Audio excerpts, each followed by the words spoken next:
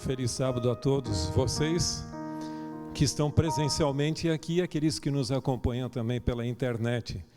Uma satisfação também encontrar os colegas aqui de ministério e a cada um de vocês. Essa questão da máscara é tão interessante. Em janeiro eu cheguei, a primeira vez que usei uma máscara foi em Tóquio, no Japão. E eu até nem sabia colocar muito bem. Quando eu cheguei no metrô, vindo do aeroporto de Dallas, as pessoas acharam estranho, porque no metrô eu era o único com máscara. E eu sentei do lado de uma menina e ela tinha a impressão, acho que eu era leproso até. Mas sentiu tão incomodado, eu fiquei na minha ali. E hoje todos, praticamente, com exceção dos desobedientes, estão usando esse recurso. Eu agradeço pelo convite, não é a primeira vez que eu estou abordando um desses temas.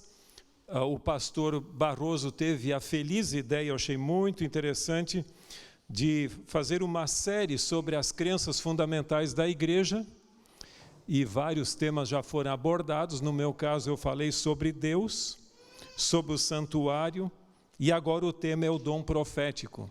E como você vê que está projetado ali, o tema que a gente deu, o título, Deus, os profetas e nós. Eu havia chegado numa grande cidade da Europa, e sempre vem aquela expectativa, quem vai lhe esperar no aeroporto?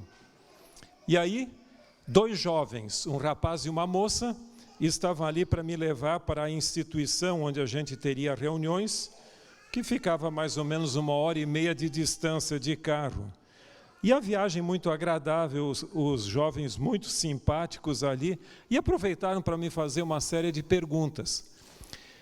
E uma das perguntas foi: pastor, o que você me diz sobre uma ilustração que a gente ouviu sendo contada por um teólogo de outra instituição, não onde eles estudavam? E ele disse, veja, segundo aquela posição daquele professor, a história do mundo é como um rio que flui.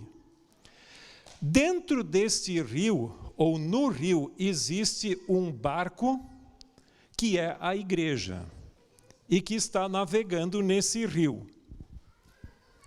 Os profetas, por sua vez, estão à margem do rio, assinalando ou indicando a direção que o navio deve ir, mas com o passar do tempo, o rio não é mais o mesmo e os profetas não mais estão ali. Portanto, os tempos mudaram e eles foram muito bons para aquela época, para momentos cruciais da história. E eles me perguntaram, o que você acha desta analogia? Eu disse, veja, eu tenho dificuldades com ela, porque, em primeiro lugar, essa analogia não funciona nem um pouco, porque os profetas não estão fora do povo de Deus. Eles estão dentro, são parte da comunidade dos filhos de Deus. Então, se o barco está andando com eles também. Não sei se você concorda com essa questão. Em segundo lugar, seriam os profetas apenas relevantes para aquela época? Na qual o barco estava passando, vamos supor que essa faixa preta aqui, que está segurando os fios, seja o rio. Tá bom, eles foram bons para essa época, mas depois que já estão, o barco já foi mais adiante, não são mais relevantes. Bom, nesse sentido, eu lhe diria que o cristianismo seria uma grande ilusão. Porque então nós não temos profetas para aquela época, mas nós estamos distantes e sua palavra não fala mais para nós. Nessa mesma linha de pensamento, existe também quem diga que o cenário profético que você encontra na Bíblia, obviamente, e nos escritos de Ellen White, descreviam a realidade como se cumpriria naquela época. Como o fim não veio, Jesus não veio, então Hoje nós estamos distantes desse cenário e pode não se cumprir da mesma maneira, porque são condicionais, sugestionados à cultura daquela época. Então, talvez, se você não ouviu, não está perdendo nada com isso, mas alguns até chegam ao ponto de dizer que leis dominicais teriam surgido se o fim viesse lá no século XIX, mas dentro do cenário apocalíptico hoje, ou do contexto no qual estamos vivendo, não há mais lugar para o cumprimento desse tipo de predições. Eu estou falando isso por uma razão muito simples. O mundo é uma colônia globalizada e você pode achar que isso é uma coisa para alguns indivíduos, mas hoje, com os meios de comunicação, alguém de um país bem pequeno, que vocês ouviram falar, me ligou essa semana dizendo que isso está sendo um problema lá e querem uma programação via Zoom por causa dessa dificuldade. Então, saibam que essas ideias hoje estão se propagando por tudo que é lado. Como disse alguém, a internet facilitou a propagação da verdade, mas ela também deu voz aos tolos. E eu diria aos hereges também. Não estou dizendo que essas pessoas sejam tolas, mas pelo menos a dificuldade de nós aceitarmos o desconstrutivismo bíblico escatológico, porque em realidade a Bíblia perde a sua relevância nesse sentido e os escritos de Ellen White também. Mas com isso em mente, eu gostaria de convidar o que a Bíblia tem a nos dizer sobre essa teoria. Ou quão relevantes são os escritos proféticos para nós hoje? É certo que eles foram enunciados num contexto específico, numa realidade usando a linguagem da época, mas falariam eles para aquela época ou eles transcendem o tempo e falam para nós também? Veja, nossas considerações estão baseadas em 2 Pedro, a segunda carta de Pedro, o capítulo 1. E se você tiver a sua Bíblia aqui, vamos ler o texto juntos, independente da versão que você tiver. 2 Pedro, capítulo 1, versos 16 a 21. Aqui o apóstolo nos fala sobre a palavra profética e a sua relevância. Veja o que ele diz. Porque não vos demos a conhecer o poder e a vinda do nosso Senhor Jesus Cristo segundo fábulas engenhosamente inventadas, mas nós mesmos fomos testemunhas oculares de sua majestade, pois ele recebeu da parte de Deus Pai honra e glória, quando pela glória excelsa lhe foi enviada a seguinte voz: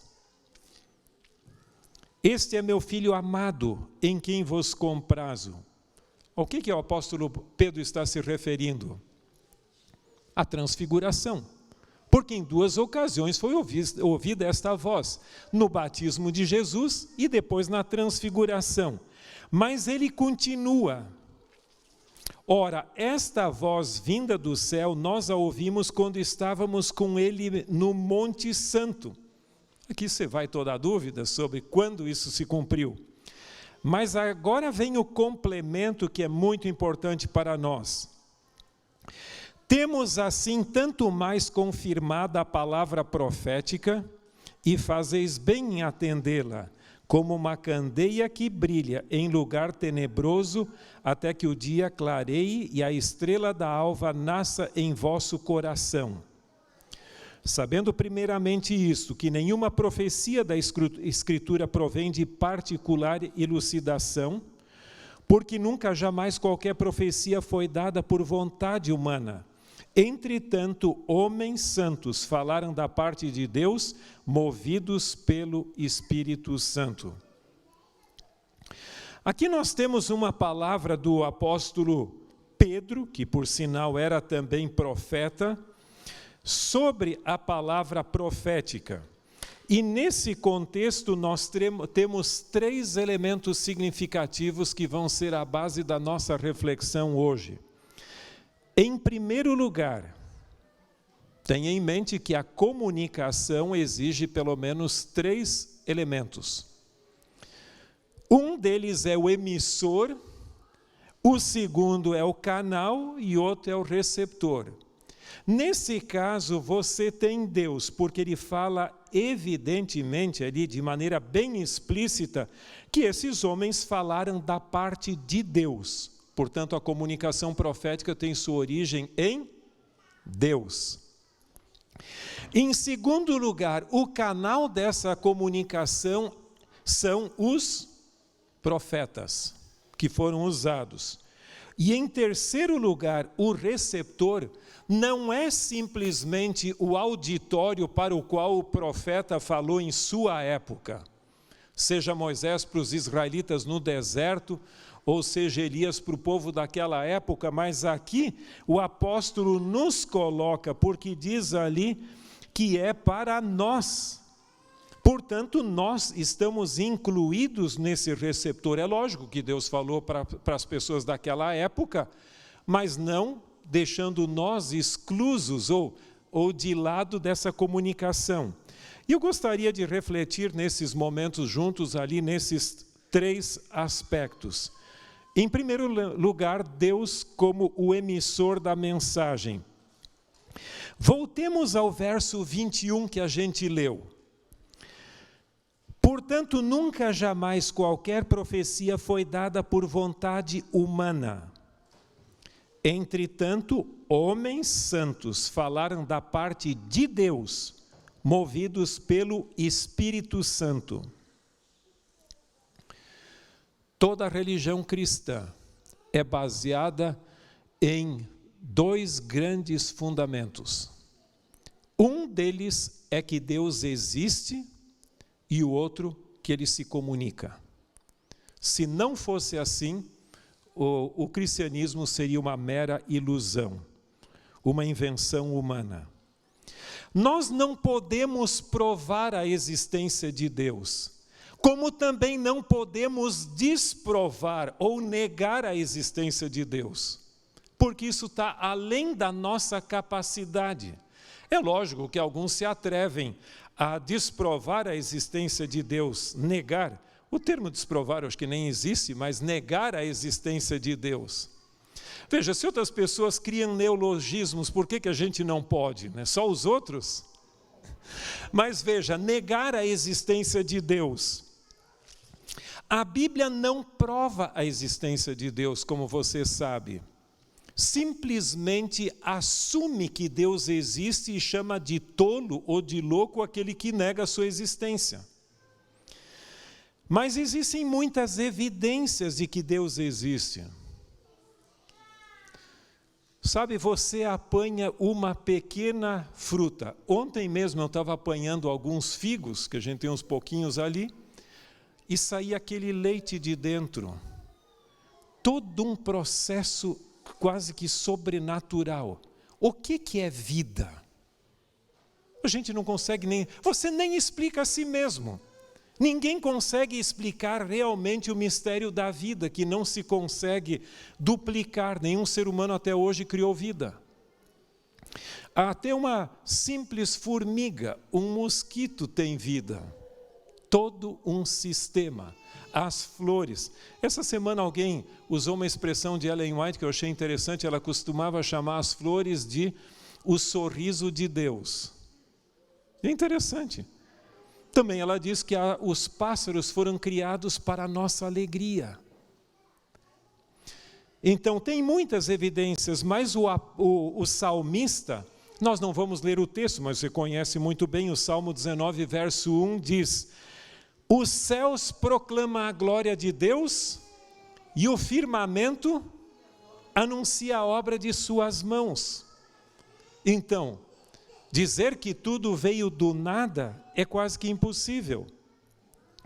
Isaías 40, 26 complementam, dizendo: levantai ao alto os vossos olhos e vede, quem criou todas essas coisas e faz com que o sincronismo das galáxias e dos astros funcione uma perfeição. É óbvio que hoje você tem relógios de tremenda precisão, atômicos e outros mais, eu acho que de mercúrio, etc, etc.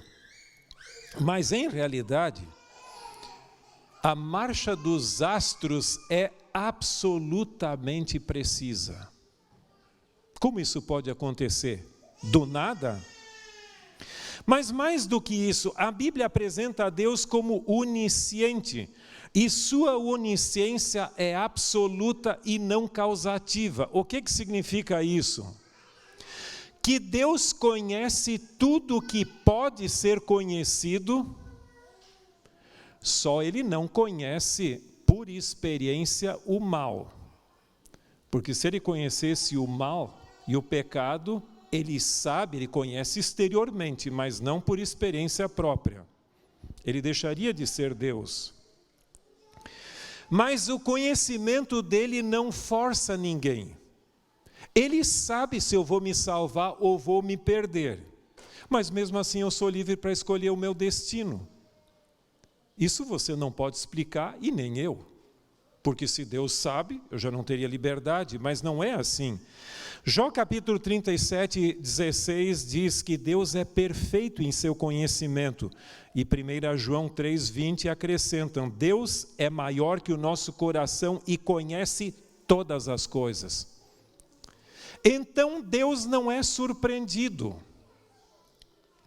Se Deus conhece todas as coisas, eu não me surpreenderia nem um pouco que as profecias divinas predissessem com séculos ou milênios de antecedência o que realmente haveria de acontecer.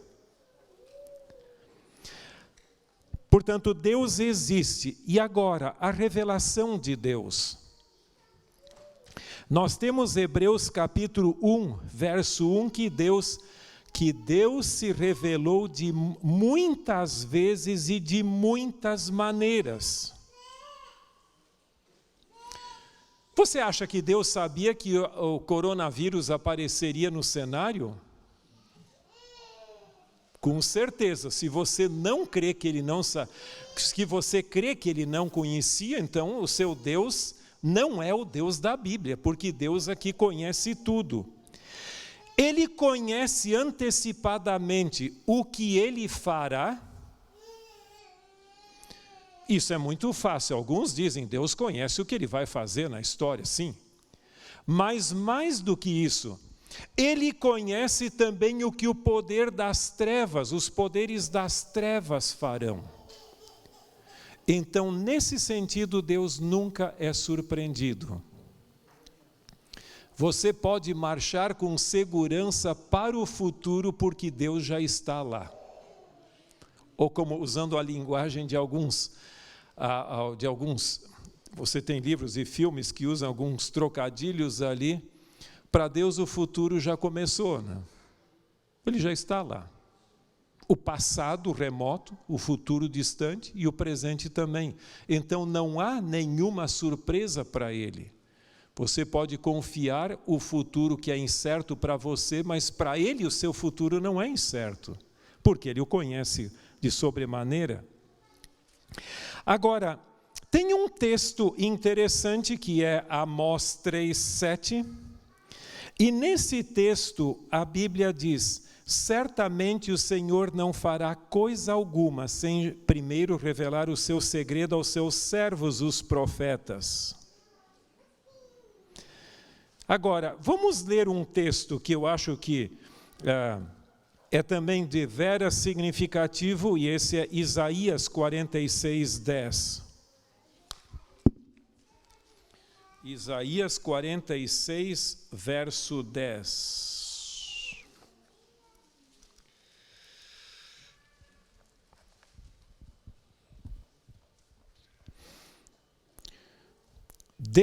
Que desde o princípio anuncio o que há de acontecer, e desde a antiguidade as coisas que ainda não sucederam, que digo, o meu conselho permanecerá de pé farei toda a minha vontade. O texto todo é bonito, mas aqui você tem bem claro que Deus anuncia não meramente o que poderia acontecer se a profecia tivesse se cumprido naquela época, mas há profecias condicionais que dependem do contexto e da atitude das pessoas, mas Deus prevê aquilo que vai acontecer no futuro, independente do que você fará ou não. Então, há um elemento que transcende o contexto local ou a realidade no qual nós estamos inseridos. Deus prevê isso. Agora, em segundo lugar, vem a questão do canal, os profetas mesmos. Vamos voltar ao nosso texto original, que é 2 Pedro capítulo 1, o verso agora 19 e também o 21. Em 2 Pedro, capítulo 1, verso 19, diz: temos assim tanto mais confirmada a palavra profética. Desculpe eu interromper a leitura, mas se a palavra profética fosse relevante só para o contexto na qual estivesse inserida a palavra, então não estaria confirmada, ela estaria desconfirmada. Porque se cumpriu naquela época, não se cumpriu naquela época, então hoje ela se torna obsoleta. Mas aqui diz bem claramente, temos assim tanto mais confirmada a palavra profética, e fazeis bem em atendê-la, como uma candeia que brilha em lugar tenebroso, até que o dia clareie e a estrela da alva nasça em vosso coração. E o 21, porque nunca jamais qualquer profecia foi dada por vontade humana, entretanto homens santos falaram da parte de Deus, movidos pelo Espírito Santo.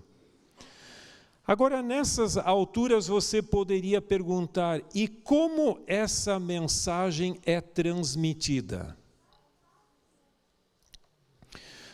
Veja, o texto de Hebreus capítulo 1, verso 1, diz que Deus falou muitas maneiras, de muitas formas. Então, não é uma comunicação uniforme, tendo uma só forma. Em realidade, existem 3 grandes formas de Deus usar ou comunicar a palavra profética. Ou seja, do profeta transmitir a palavra de Deus, melhor dito.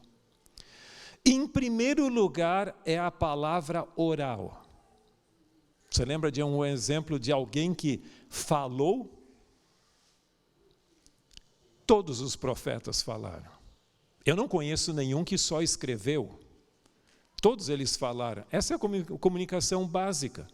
Mas um exemplo clássico do Antigo Testamento, lá dos primórdios da história humana, foi Noé. Noé é chamado de o pregador de justiça, o pregoeiro de justiça para a sua época. Ele não deixou nenhum registro histórico escrito, quanto a gente saiba, mas ele pregou e sua palavra tinha autoridade divina. Uma segunda forma foi a escrita.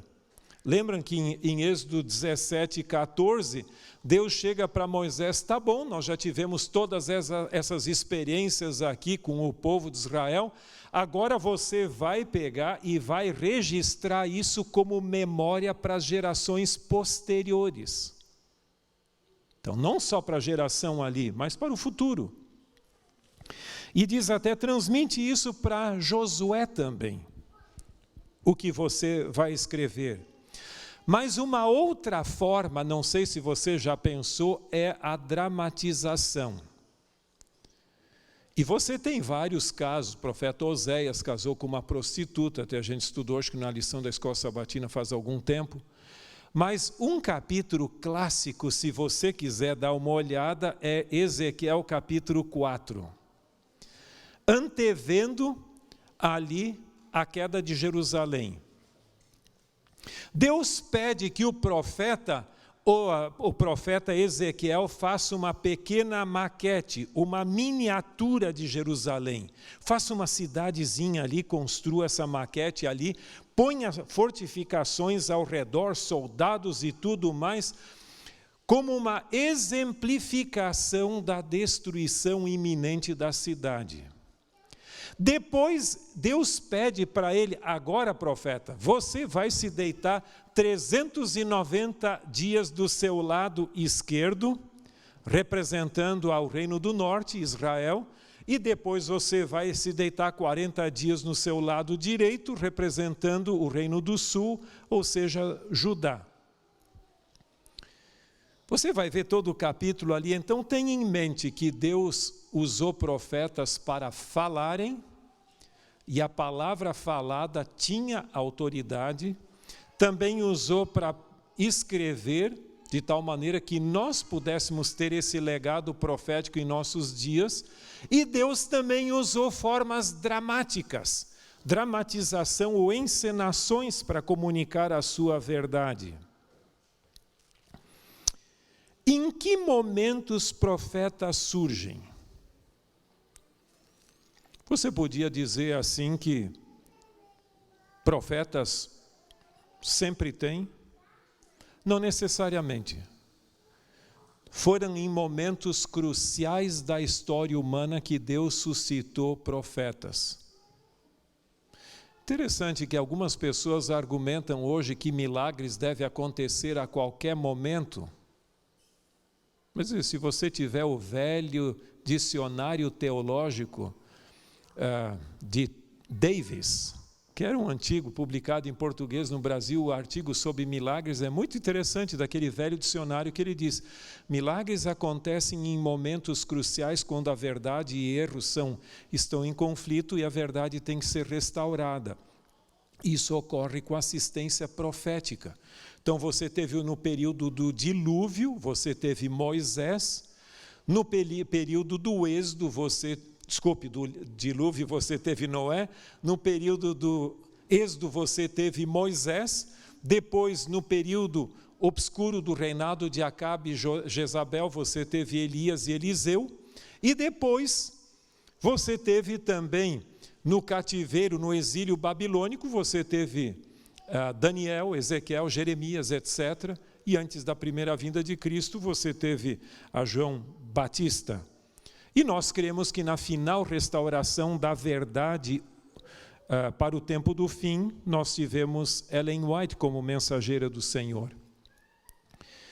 Mesmo esses profetas não tendo sido, com exceção de Moisés, tendo seus livros como parte do texto bíblico, as suas mensagens não são menos relevantes ou menos autoritativas do que aqueles que escreveram ali. Agora você poderia perguntar, mas sendo esse caso, tem Ellen White a mesma autoridade dos profetas da Bíblia?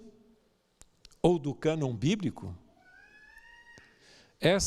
Só esse ponto pode gerar uma longa discussão. Mas em pouquinhas palavras, para não postergarmos muito as nossas considerações, eu costumo dizer que a resposta para essa pergunta é sim e não. Se você me disser que ela tem a mesma autoridade que a Bíblia, eu digo que não tem. E se você dizer que tem, eu digo que não tem. Só para estar contra você. Como só para contrariar. Agora veja, a questão é a seguinte: da perspectiva do autor, é a mesma. Porque a autoridade de um profeta não reside nele, mas naquele que o enviou e que deu a mensagem, que é Deus. Então, eu creio que a autoridade de Noé foi a mesma de Isaías, porque naquela época nem o cânon bíblico estava formado, era mais se você é um profeta falso ou verdadeiro, essa era a discussão. O profeta verdadeiro tem autoridade porque não está nele mesmo. E você vai ver que um texto muito interessante, que você pode ler depois, que é Lucas capítulo 10, 16. Jesus falando para os 70, que nem profetas eram, quanto se sabe, pode ter havido algum, mas a gente não sabe disso, diz assim: quem vos der ouvidos, ouve-me a mim. E quem vos rejeitar, a mim me rejeita. E quem me rejeita a mim, rejeita aquele que me enviou. Então, a autoridade de um profeta não está nele mesmo. Então, quem usou Ellen White, segundo nós cremos, e os demais profetas não canônicos, que não escreveram parte da Bíblia, foi Deus. A autoridade está nele e não no profeta. Mas em termos de função, não em termos de autoria, mas de função é diferente. Deus escolheu os 66 livros que fazem parte do cânon bíblico como a regra de fé e prática para todos os cristãos e a base de todas as doutrinas. As demais vozes proféticas, ainda que verdadeiras, devem falar em harmonia. E o ponto-chave, sem complicar demais, é quem prova quem. A Bíblia tem autoridade de provar outros profetas, enquanto que demais profetas que não são parte aqui são provados com sua conformidade com a Bíblia. Então esse é um ponto muito importante. Agora, eu gostaria ainda de destacar 3 conceitos básicos. Em primeiro lugar, a gente também não pode imaginar que a mensagem divina, a mensagem de Deus caiu do céu para nós sem um contexto. Aí seria muita ingenuidade. Em realidade, em primeiro lugar, existe uma acomodação divina da mensagem profética para nós hoje. Ou seja, Deus se adapta aonde as pessoas estão. Alguém me falou essa semana que no céu vai se falar o inglês, porque o anjo que falava com Ellen White falava em inglês. Tá certo. Agora tem uma coisa, eu conheço várias pessoas que ouviram anjos falar em português, e aí como é que fica? Meu irmão sendo um deles até. Então, Deus se adapta, usa a linguagem que a gente compreende, e Ele também usa os recursos de linguagem que sejam fáceis de se comunicar. Nesse sentido, também a nossa condição limita um pouco a revelação divina. Você lembra daquele texto lá do Evangelho de João, capítulo 16, onde disse Jesus: eu tenho muitas coisas a vos dizer, mas vós não o podeis suportar agora. Quando vier o Espírito, Ele vos falará. Por quê? Tem coisas que a gente não está preparado para ouvir. Você gostaria de saber todas as desgraças que vão aparecer no seu caminho até o final da sua existência? Eu acho que não, né?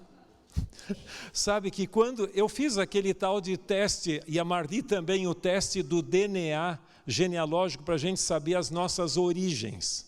Tem aquele do Ancestry.com. E tinha 2 opções. Um deles é saber as origens étnicas e tudo e tal. E foi interessante. Bateu em cima do que a gente imaginava e nem imaginava, mas que faz sentido. Mas havia a opção também de você fazer o DNA para saber que possibilidade de doenças você vai ter no futuro.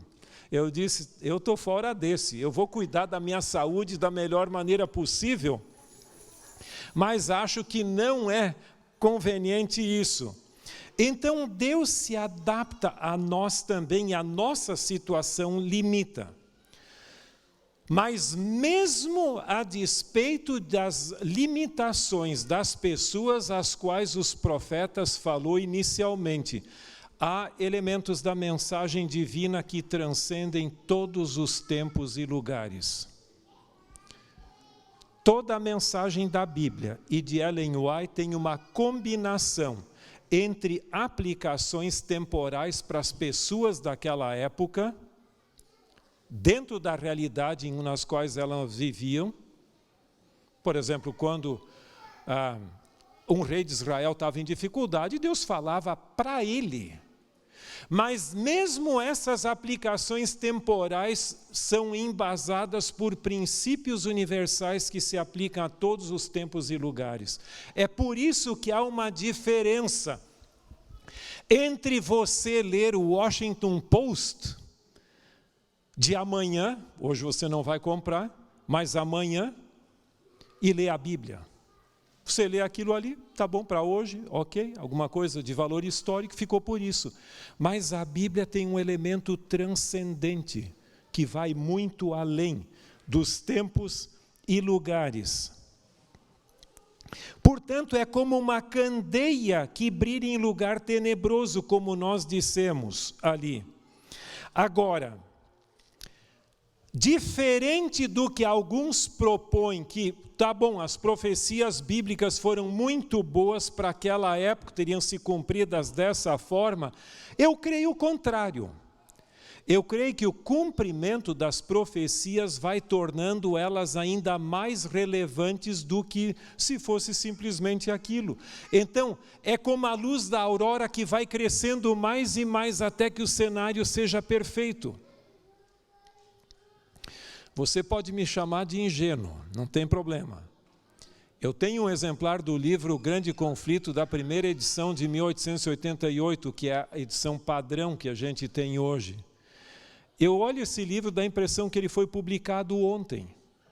Eu não entendo, tão atualizado que ele é, eu não entendo como algumas pessoas podem dizer, não, bom para aquela época. Agora, e nós como receptores? Veja, tem algumas coisas que eu gostaria de destacar ainda em relação com isso, antes de nós chegarmos à reta final de nossas considerações. Em primeiro lugar, se você tiver a sua Bíblia, vamos dar uma olhadinha em 1 Coríntios, capítulo 10, verso 11.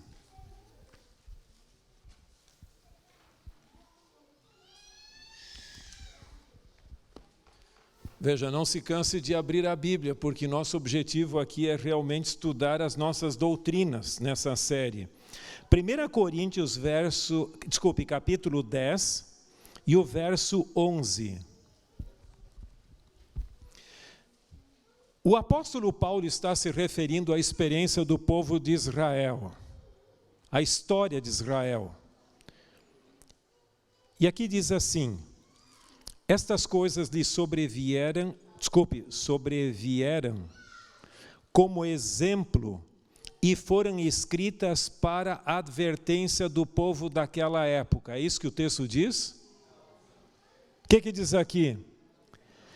Para a advertência nossa, de nós outros, sobre quem o fim dos séculos tem chegado. Você percebe que não apenas o elemento profético, mas até mesmo a história do povo de Israel é significativa para nós e tem uma relevância muito grande para a nossa advertência. Se esse é o caso, não procure minimizar a autoridade da palavra profética. Agora, qual é a nossa reação a nossa resposta como receptor da palavra profética? Lembra que Deus é a fonte. Os profetas são os que comunicam o meio de comunicação dessa palavra. E o que acontece nós como receptor? Eu não sei, às vezes o problema está no receptor. Não sei se você já percebeu isso. Eu acho que vocês nem ouviram falar em uma palavra que é do milênio passado. Eu lembro que uma vez, só para uma questão de brincadeira em casa, o meu pai, que era radiotécnico e relojoeiro, ele construiu uma galena. Vocês já ouviram falar em galena? Galena era um pequeno aparelho que tinha alguma coisa, tinha ali um transformador, tinha algumas coisas, não usava bateria, nem pilha, nem nada, mas captava as ondas eletromagnéticas e dava para se escutar baixinho ali algumas emissoras de rádio. Mas é lógico, aquilo era tão fraquinho que não dava muito, mas era uma façanha fazer a coisa funcionar e sintonizar exatamente para conseguir captar. Muitos de nós somos galenas de recepção quando podíamos ter toda a força de um aparelho moderno de recepção das ondas que estão aí ao nosso redor. Existem uma parábola e uma analogia que Jesus usou em relação com os receptores da palavra profética. A primeira delas é a parábola do semeador.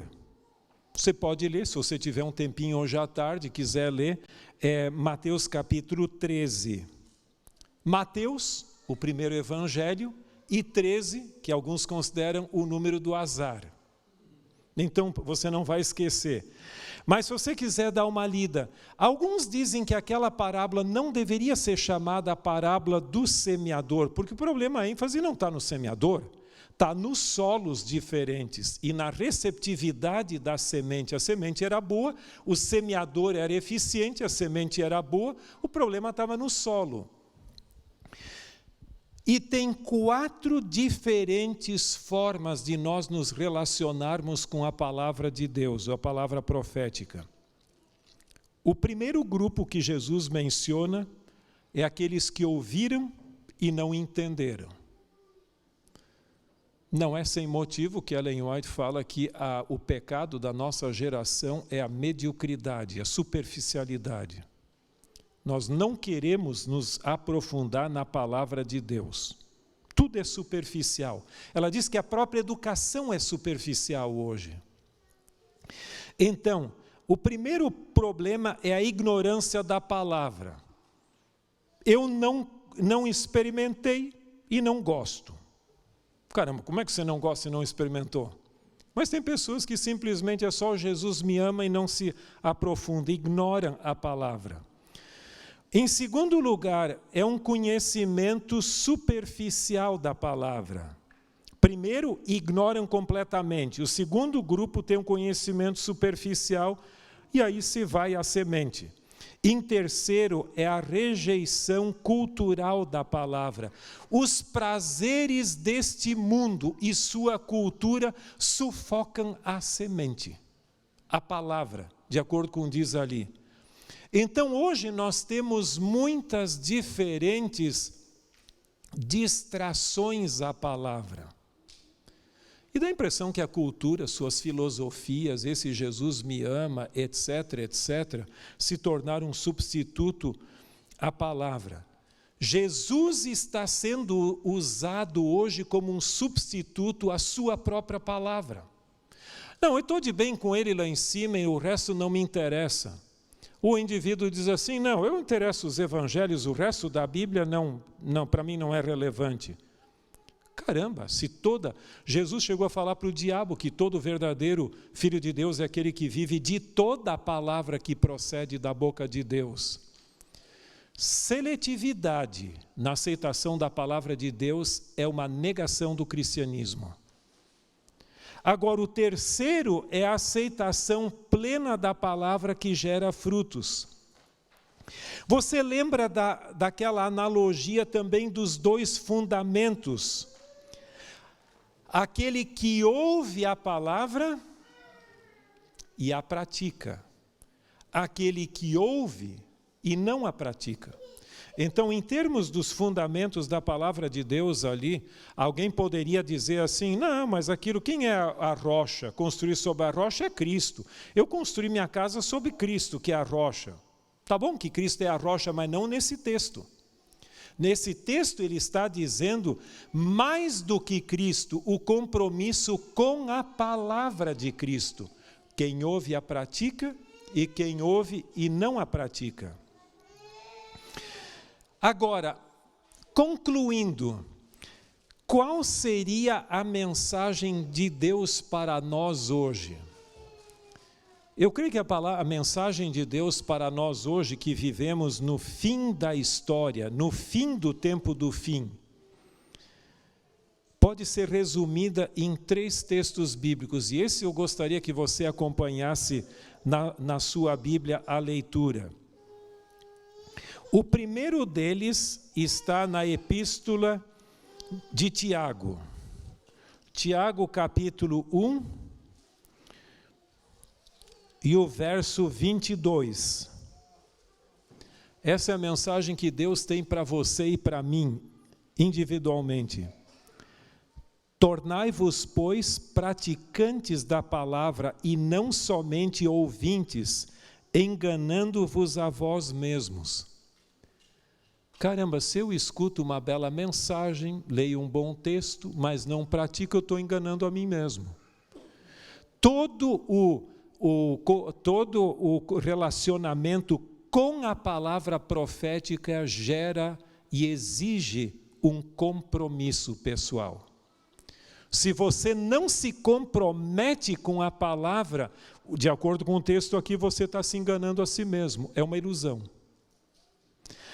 Um outro texto, que é do meu capítulo preferido da Bíblia, e embora toda a Bíblia seja importante, mas tem um capítulo que me toca muito, e é a oração sacerdotal de Cristo, registrada em João capítulo 17, e o verso 17 diz: santifica-os na verdade, a tua palavra é a verdade.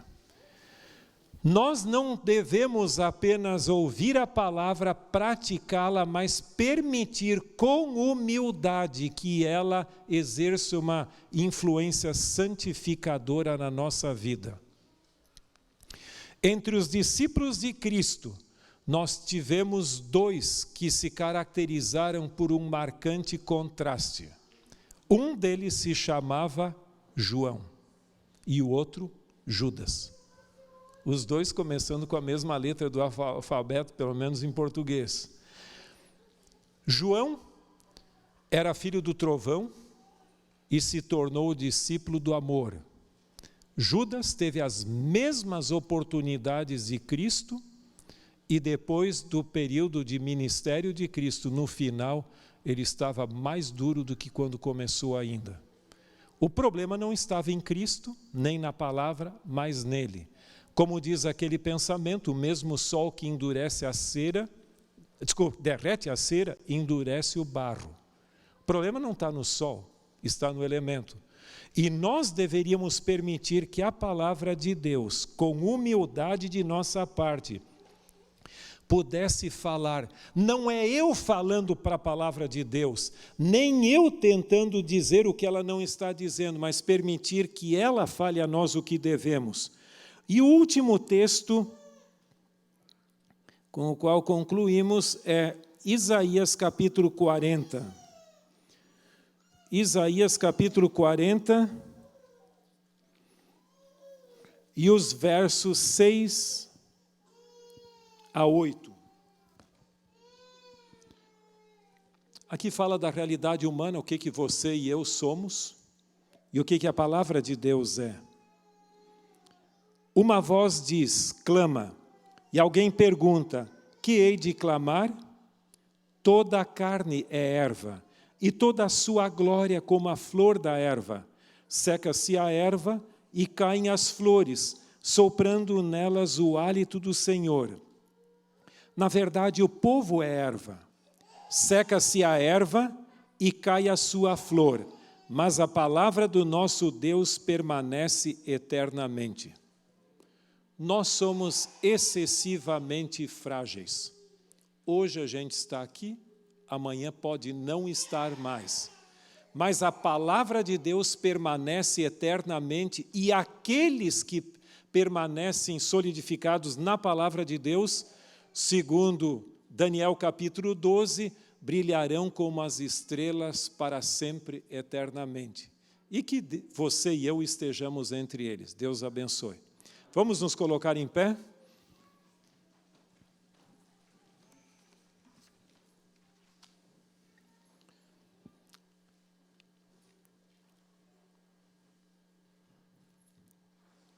Eterno Pai que estás nos céus, nós agradecemos porque nesse mundo conturbado, cheio de dificuldades, de vendavais, de tudo que é tipo de ideologias e filosofias, nós temos a certeza da Tua palavra, que nos dá solidez e nos garante um futuro maravilhoso.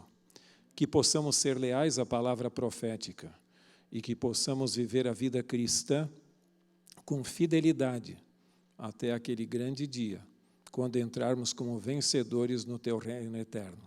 Conceda uma bênção a cada pessoa aqui presente, aqueles que nos acompanham pela internet também, e aos familiares, que possam ter saúde física, social, emocional, moral e espiritual, e que possamos dessa forma sermos luzes Tuas nesse mundo em trevas, em nome de Cristo Jesus. Amém. Um feliz sábado.